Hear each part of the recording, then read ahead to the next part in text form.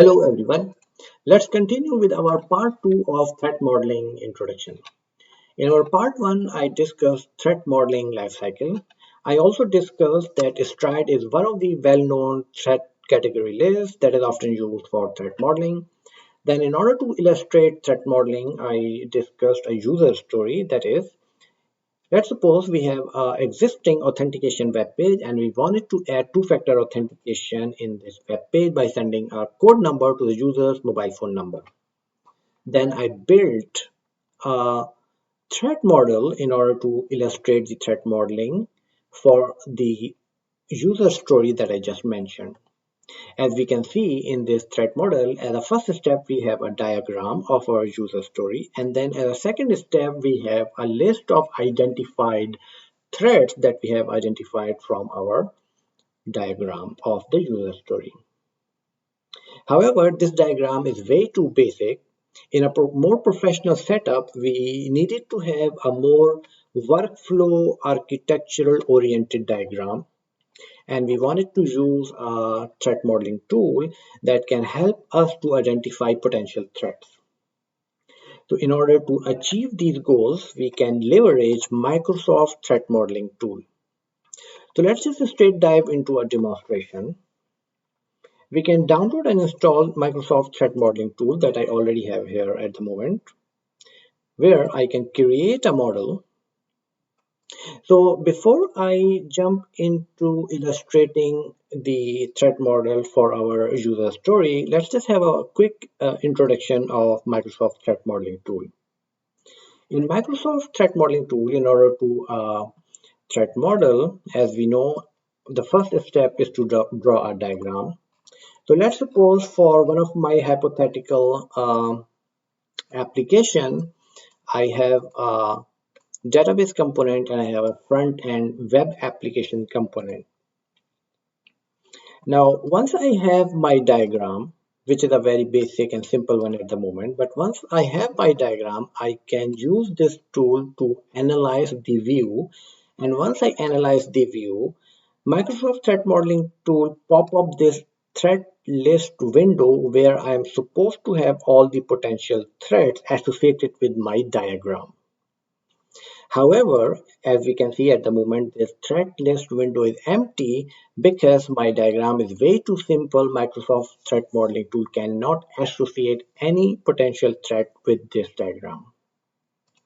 So I can go back to the design view and I can try to make my diagram a little bit more meaningful by having a request component. And then if I try to analyze my window, I can see I have a list of potential threats in the threat list window. Here, each of this thread has the state not started. Each thread identified has a title and has an associated stride category.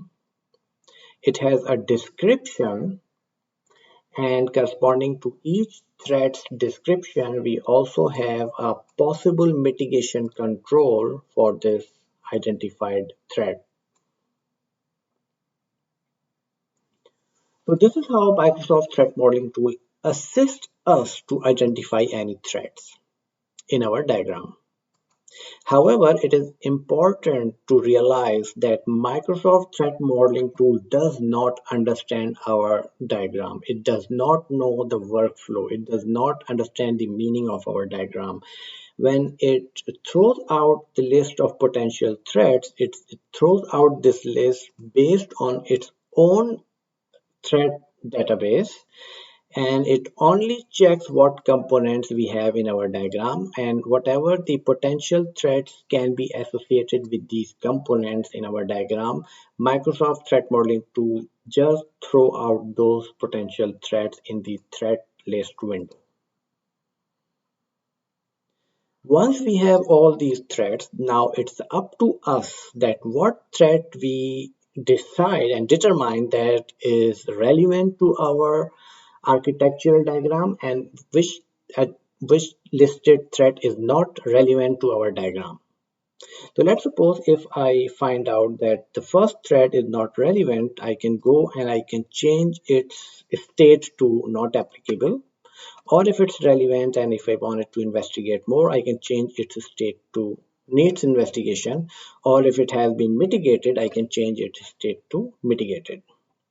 So this is how Microsoft threat modeling tool really helps me to keep track of all the threats have been identified, which are relevant, which are not relevant, which I need to have in my list or which I can delete, and so on. So let's just illustrate the user story. And for the user story, I have already built this threat model and I can save it.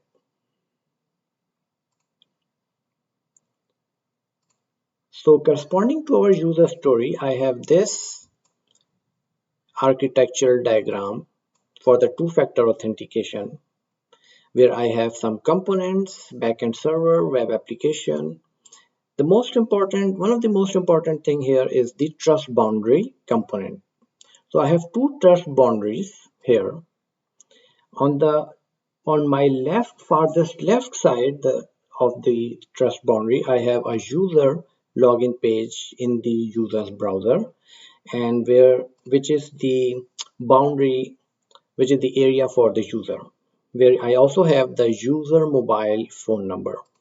So as a workflow of my user story, as a first step, the request for the authentication code is submitted to the web application, where the web application forwards that request to the backend server, and the backend server try to find out what is the user's mobile phone number, and it extract that number from the database and then propagate it to the backend server, and the backend server send that uh, send generates and then send a code number to the user's mobile phone number. Once the user has this mobile phone number, then he sent a request for login again to the web application with that authentication code that it has recently received on the user's phone number. And this is how this whole workflow architectural diagram has been drawn. Once I have my diagram, I can analyze it to find out all the potential threats. Once I have all the potential threats, then it is all up to me to determine which of these thrown out threats are relevant to my application and which are not relevant. Thank you for watching the part 2 of threat modeling introduction.